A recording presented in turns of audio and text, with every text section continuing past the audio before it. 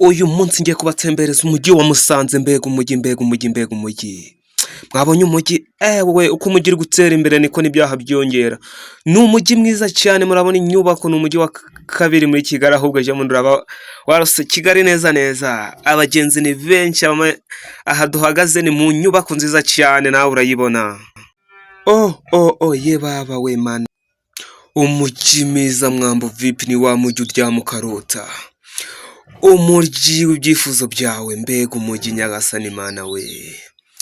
Umujyi uhora urota gutembereramo. Ese manyagasani uragera mu mujyi umeze gutya? Mbega umujyi uri mu nyubako, urimo amahoteli, uri mu kibuga cy'umupira, uri mu kibuga cy'indege. Ega nyagasani mana. Ese ubundi mutembera mujahe? Mbega umujyi wa Musanze we. Abantu ni benshi, ni umujyi ugendwa, abazungu, abaki.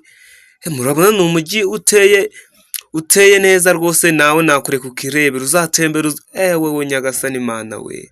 Mutari wagira mu mujyi wa Musanze, niwe mujyi uteye neza, ejo bundi uraba wasize Kigali.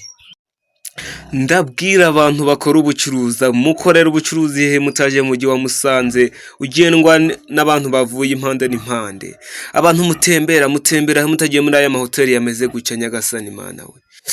Mbega umujyi urimo inyubako zitangaje nyagasani, ugeretse inshuro nyinshi. Murabona hano niho ko ari turi kuyerekana.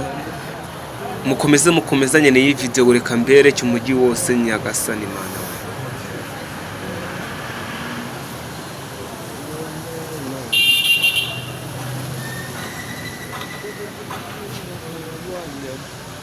Ni umujyi wa Musanze, murabona fresh.